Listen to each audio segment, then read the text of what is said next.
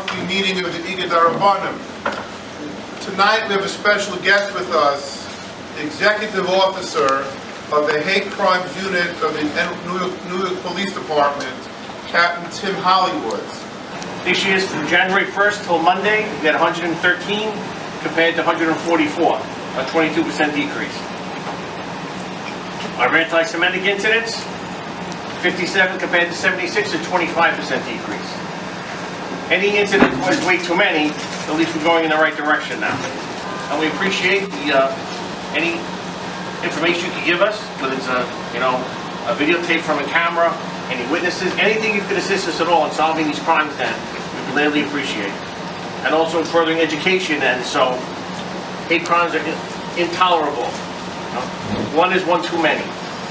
Discover the grace of Rabbi Shechil Hashem.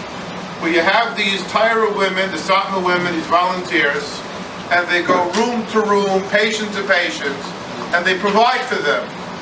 At Shagunin Cup, something happened all of a sudden, where NYU refuses to give access to the women to visit the patients. There even was an issue with providing food in the Bika Cholim room.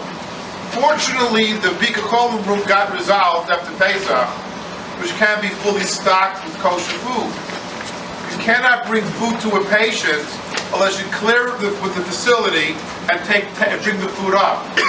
Now, one of the issues I'll leave for Rabbi Appel the mayor to explain is end-of-life issues. When the patient lays on the hospital bed, not attended to, medication is very expensive and costly. And there can be, without accusing anything, neglect of the patients, but God forbid not properly medicating the patients. So a Bika Cholim is more than giving good food to a patient in the hospital. It's Bikiach Nefesh, to make sure whoever's in the hospital, nothing should go wrong with the medication. I'll leave that to Rabbi to explain, the chairman of CAPS. That's our other press release.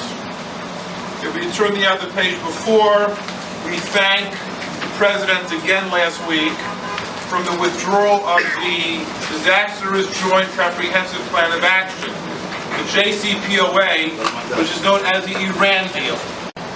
Now, there are things that we can't even put in a press release. They're so horrific. So horrific you can't put in a press release. Case after case, day after day.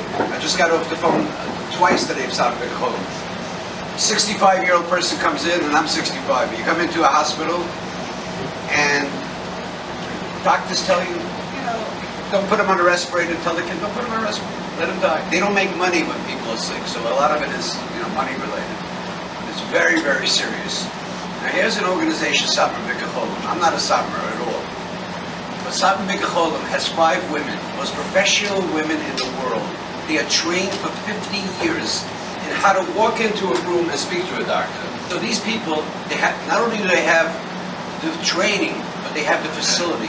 They built in Williamsburg a $2 million kitchen, which is certified by the New York State Department of Health and the City Department of Health. There's pictures on their website. The most amazing kitchen in the world. So first, NYU puts out a press release.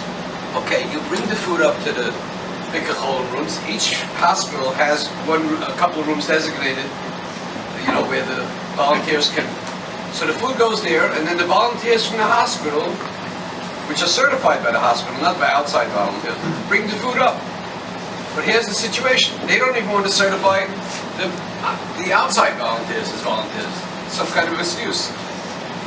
The bottom line is, they don't want outsiders. So I passed out a thing, I don't know, I'll speak to Mendiel and Rabbi Klaas, and you guys decide on what's the course of action.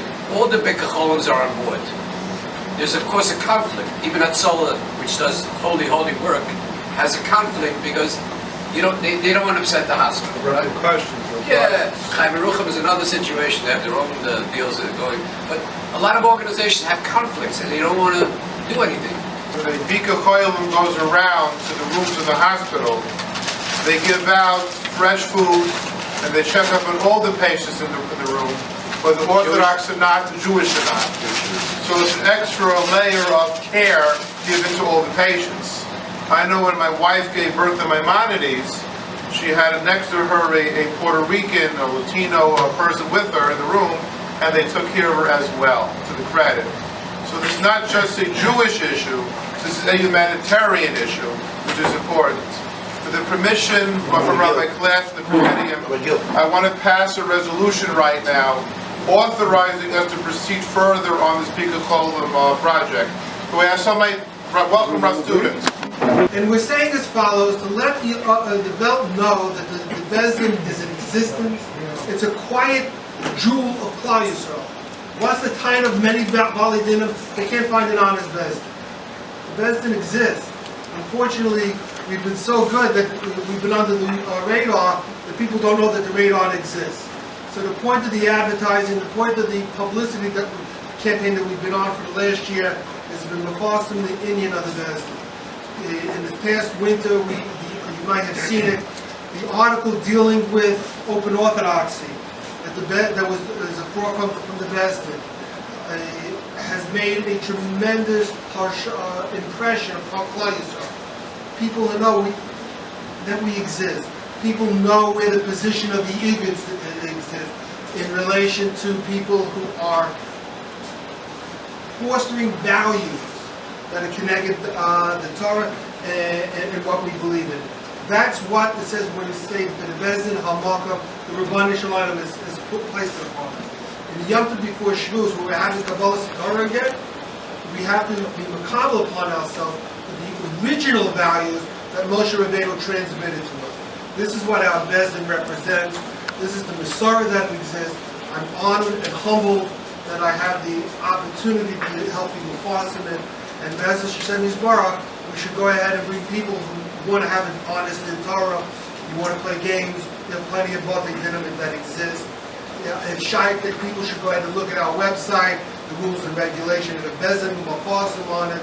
And it is really unique for our Bezdin that the Abal didn't understand what they're expecting when they come to it in Torah. Brought up a question about why are hate crimes down, and we like to, in the hate crime task force, we solve a case, we like to march these guys out, send them a message, march them right out in front of the cameras, and let them know that crimes against the community are not going to be tolerated. We send a message to them, we send a message to their friends, that anti-Semitic crime, especially crime in this neighborhood, is not going to be tolerated. So we like to attribute that kind of job and that kind of work into hate crimes being down. Baruch Hashem, crime is down, hate crime is down. We like to attribute that to some good detective work. So I appreciate it. Thank you for inviting us. Yerushalayim HaKadosh was always Yerushalayim HaKadosh. But the fact that America now recognizes that this is the capital city, Ir Chana Bar David, is a very big thing. So what is the media doing? Even some of our friends are speaking terrible things against the Jewish people, that we are Ratzchim, that we are killing innocent people. We have to come out as an Igud Rabbanim with a very well-structured and strong statement that those who criticize the Pikuach Nefesh actions that the Israeli government and the Israeli people are doing for Pikuach Nefesh, and they're calling it Shvichas Damim, they are helping the Yadayim of Esav, and the Yadayim Yidei Esav are full of dam and blood, and the media that's spilling the blood of the Jewish people in Eretz Yisrael, Hainu Hach, they have to be more careful, and they owe us an apology. And the victim is not the Ratzchim. The victim is the Jewish people and the covenant of Klal Yisrael. And if we remain silent in this moment, then Chas v'Chalila shtika kahida.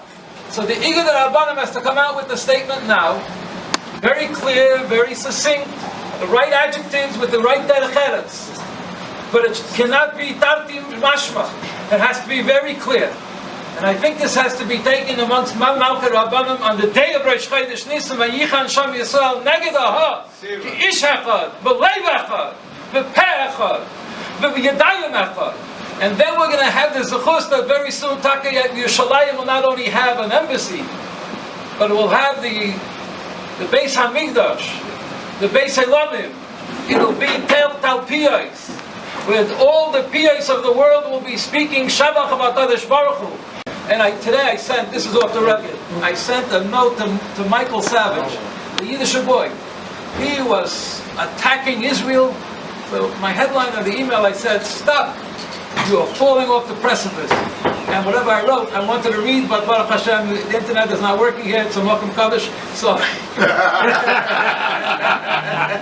So therefore, what I have to say, I said, and if everyone is maskim, say maskim. Maskim.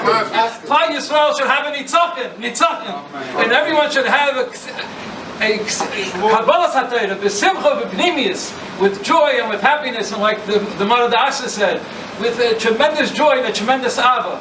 And I saw from one of the Rabbi, I think it was Rabbi Yitzchak, he said on Shavuos at night you should say like this: Rebbeinu Shalom, I am mekabel upon myself, oil HaTorah, oil HaMitzvah, and if you do this and you say it b'peh, the Eibishter gives you a special strength that the whole year you should be able to have the oil HaTorah, limud HaTorah, with a geschmack, with a joy, with a happiness, with a sweetness. Kaiti Yelanu, Amen. Amen.